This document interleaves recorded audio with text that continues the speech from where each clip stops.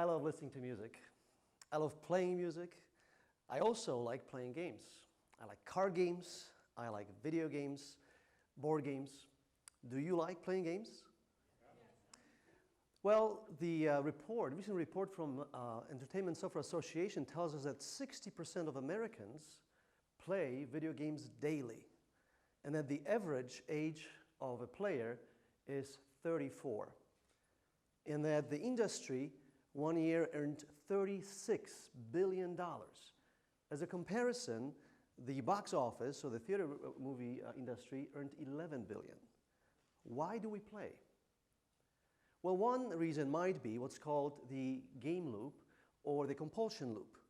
Given a goal and clear steps to accomplish it, when we do, dopamine is released in the brain.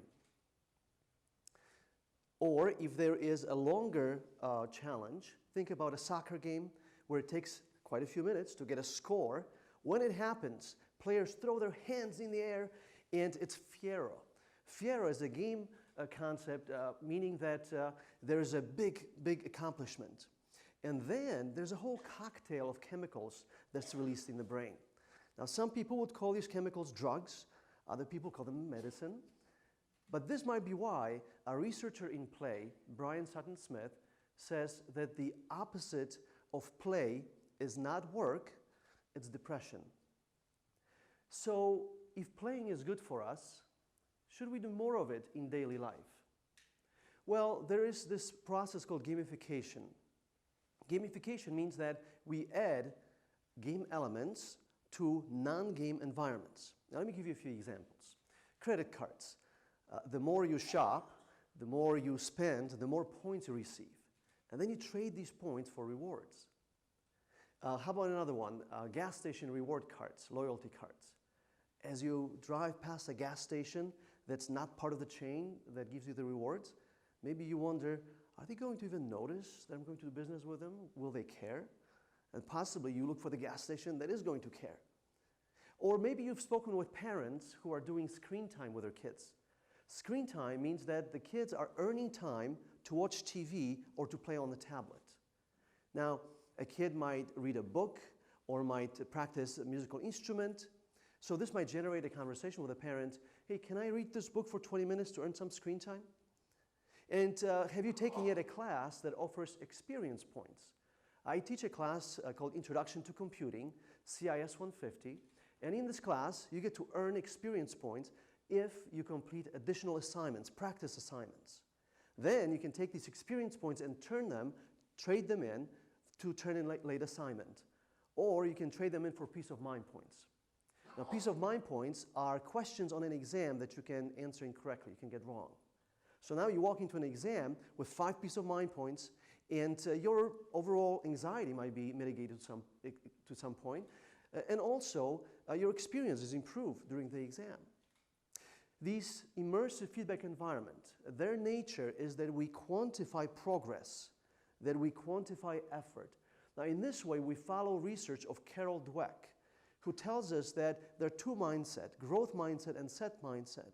And when you say, hey, I already took a math class, I know I'm not good at it, I'm never ever taking math class again, that's set mindset. Growth mindset says, if I progress, if I learn just a little bit more, I will get better at this. So feedback in these immersive feedback environments feels a little bit more objective than person-to-person feedback. If someone says to you, you're doing it wrong, well, you may not even hear the rest of this sentence because the internal voice in you will be so loud that it drowns out everything else that's being said. Researchers in this area, Douglas Stone and Shayla Heen, in the book Thanks for the Feedback, they tell us that, first of all, we can learn to improve our skill at listening to feedback. And that we should ask ourselves 2 questions when listening to someone giving us feedback. The first question is, what am I feeling right now? And the second question is, what stories am I telling myself? You see, if we can identify our feelings, we can label them, we're more likely to be able to manage them. And emotional intelligence, of course, is a whole area of skills that helps us to manage our feelings and recognize them in others. And then the second question of stories. We tell ourselves stories all the time, and they're very, very powerful. In fact, they're like tapes that keep playing inside of us. Some of them are stories of identity. This is how I was raised. And by the way, who are you to be giving me this feedback? But we need to reframe these stories and realize that we have control over how they're being told, how we tell those to ourselves. Brené Brown, who produced the work Power of Vulnerability, she gives us a good example of reframing this kind of a story. When we fail, you should say, yes, I failed, but I am not a failure, and you are brave for trying. Now, this relationship with failure, this is where games promise us improvement. They help us to change this relationship to failure. Historically, our culture has been changing its view of failure. If we look as far back as the ancient Greeks, they realized that bad things will happen to good people. And they realized that bad things happen and for no fault of the people involved. Therefore, there needs to be compassion that's a response to failure. This is evident in the stories that the Greeks told. For example, the story of Oedipus. Now here is a man who is very, very skilled.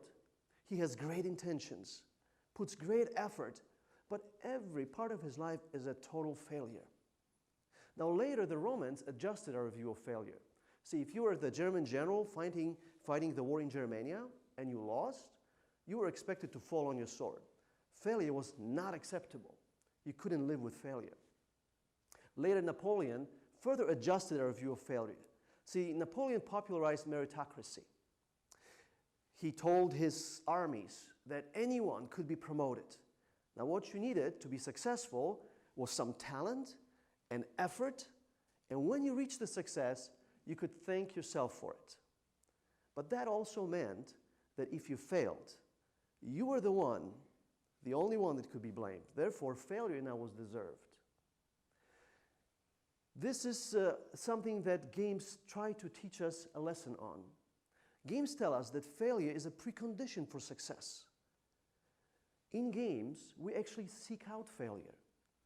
And then we have joy as we escape failure by learning new skills. In life, we avoid failure as much as we can. But in games, we seek out failure because we want to play games, not that are easy. You don't play games that just you get through the first time. You're looking for games that will be challenging, where you fail a lot and you have chance of growth.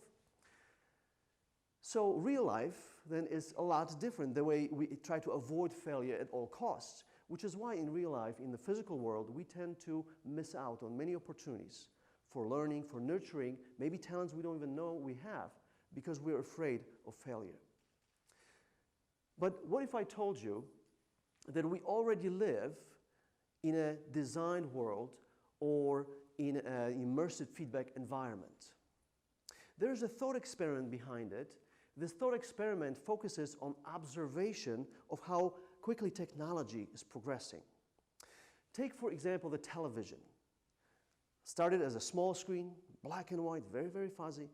Today, when I walk into a store that sells televisions, I am just really, really impressed. Huge screens, they're so high quality, so detailed, that when I look through them, it looks to me like I'm looking into the physical world through a window. So, is it possible that sometime soon, people will develop a technology that has maybe a virtual reality set where the screen is so detailed, the audio is so immersive, and there's tactile feedback, like in game controllers we have today, so that a person is unable to tell the difference between the virtual world and the physical world.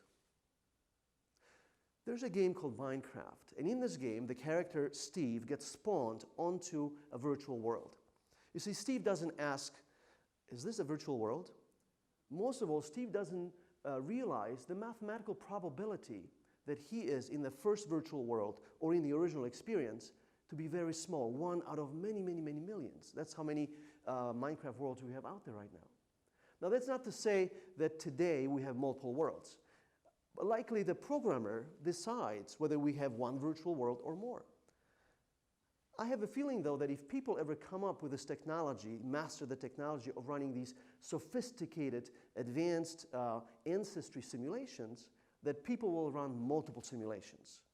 And the reason for that is because the way we do simulations today in the physical world. If a pilot needs to learn how to fly a plane, we put them in a simulator first. Or if a surgeon needs to learn a new technique, they go in the simulator as well. Simulations are these unique tools that help us to answer very difficult questions, questions that we cannot answer theoretically, questions that need answers through experience. So simulations then are going to have a breakthrough. Now this breakthrough may not be necessarily through technology or computing. It is possible that it is a small improvement, an adjustment to a technique or a method already being used. Because some of the most popular systems that take us into a different world right now, they're very simple. Take a book where we have data encoded on the page. And then as we decode this data, we are there's just enough distraction, just enough noise, that we can be immersed into the single voice coming off the page, and we feel with the characters. Or when you go to a movie theater, have you ever seen people cry in movies? You know, since I had kids, I cry in movies now. And all it is, they're just still pictures that change at least 24 times per second. And our mind is willing to suspend the disbelief, and we have a physical reaction to the story that's being presented. Or when we listen to music, there's going to be more musical performances later. Isn't it amazing how just storytelling allows us to be immersed into a different world? Well, if we do live in a simulation right now, we shouldn't expect to see dashboards and inventory and experience points in front of us. Credit cards have a lot more data about us than they share back. So if we do live in an immersive feedback environment, the feedback will be collected and maybe sent out somewhere else. But I want to share with you just 3 reasons why our physical world right now is exhibiting some characteristics of an immersive feedback environment or a designed world. The first reason is that the world seems to be pixelated. As we zoom in on the physical world, we notice atoms. And these atoms can be rearranged just like pixels on the screen, and new things come about. The second reason is that people live as information. See, our DNA is like a boot-up sequence, and technically we can be booted up somewhere else. And the third reason is that it appears that we can manipulate time. Time can be fast-forwarded and slowed down. About 100 years ago, there was a theory developed about it. And this theory said near objects with very strong gravitational force, time is going to flow slower. Today, every time you use the GPS system, so if you use your phone to find the next Starbucks, you're successful at that, you prove that theory true. See, the GPS satellites are so high off the ground, the gravitational force is weaker there, and the time actually flows faster on the satellite. Then the clocks on the satellite have to be adjusted for that difference to match time flow on the ground. Now, this theory I mentioned, that's the theory of relativity by Albert Einstein. So is this physical world all that there is? Well, the whole idea might seem really, really silly. In fact, there is a little bit of bias that goes along with games. This bias is evident in the language that we use. We say things like, games are for children, and you're gaming the system, or you're a player. So we are missing out a little bit on the great lessons that the metaphor of games can teach us. Now, in games, we have this concept, for example, of a bad game. A bad game is one that's rigged, that allows some to progress, but not others. And the only way to win a bad game is not to play. Another concept is that of a well-played game. A well-played game is one, maybe example of Minecraft again, where it's creative mode, and you play by the rules. You are helpful to other players. You're generous with them, compassionate to them. And then as you look back at this gameplay, you're proud of it. That's an experience that you're proud of it. You'll be retelling that story over and over again to yourself. That's a well-played game. Well, let me leave you with just a little bit of advice from games. Select the games that you want to play very carefully. Be brave at saying no. then the games that you do choose to play, don't play them to win. Make those games into well-played game. And life itself can be a well-played game. Thank you.